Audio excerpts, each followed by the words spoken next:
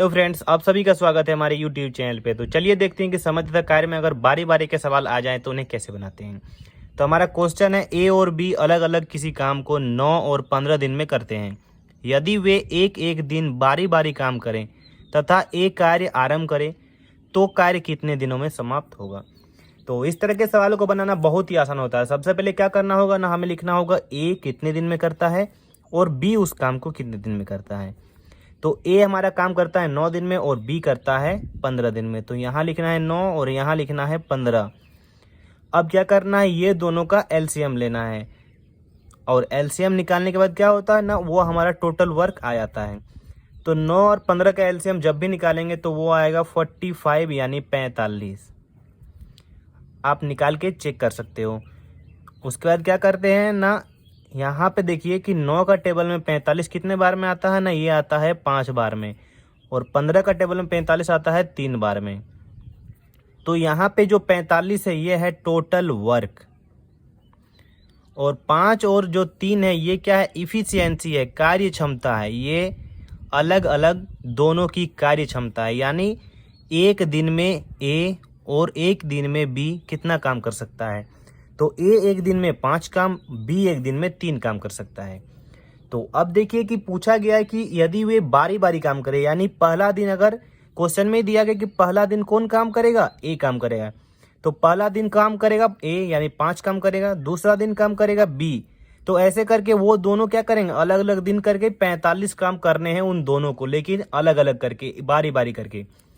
तो चलिए देखते हैं कि जब ए स्टार्ट करता है तो ए ने एक दिन में काम किया कितना, ए ने एक दिन काम किया, एक दिन काम किया तो उसने 5 काम किया।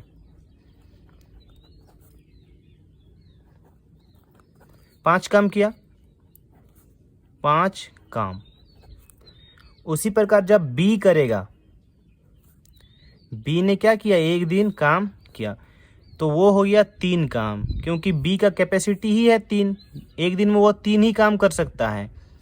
तो अगर हम लोग देखें तो 2 दिन अगर काम होता है तो 5 और 3 8 काम होता है, यानी 2 दिन में क्या होता है, 2 दिन में ए और बी का काम, ए और बी का काम, तो वो हो जाता है 8 काम। ए और बी का काम वो होता है 8 काम। लेकिन हमें तो चाहिए 45 काम की टोटल कब होता है वो कंप्लीट। तो ऐसा लिख सकते हैं कि 2 दिन बराबर 2 दिन में होता है 8 काम। तो हमें क्या करना है, ऐसे संख्या से गुना करना है कि इसके आसपास 45 के आसपास आ जाए। अगर इसे हम लोग 5 से गुना करते हैं तो ये 40 आता है, अगर 6 से करते हैं तो ये 48 आता है, लेकिन 45 से ज़्यादा होता है। इधर 5 से जब गुना करेंगे तो इधर भी 5 से गुना करेंगे, यानी 5 गुना 2 यानी 10 दिन। 10 दिन में क्या हो रहा है ना, 40 काम हो रहा है। 10 दिन में 40 काम। इस प्रकार पहले ए काम कर रहा है और दोबारा काम कौन कर रहा है, बी कर रहा है। तो 10 दिन में जो 10वां दिन है वो कौन काम करेगा, बी काम करेगा। अब जो 11वां दिन आएगा उसमें कौन काम करेगा ना, फिर से ए काम करेगा।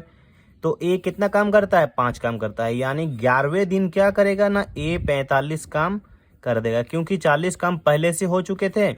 और 11वें दिन में 40 प्लस ए का एक दिन का काम 5, यानी 45 काम हो जाएगा।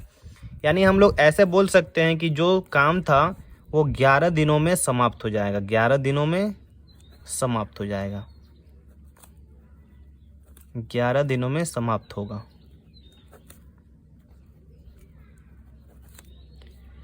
और यही क्या इस क्वेश्चन का आंसर भी है। इस प्रकार अगर कोई भी सवाल बारी बारी का आए तो हम बहुत ही आसानी से इसे सॉल्व कर सकते हैं। तो आशा करता हूँ ये वीडियो आपके लिए हेल्पफुल होगी। तो आज के लिए बस इतना ही, चलिए मिलते हैं अगले वीडियो में, तब तक के लिए जय श्री राम।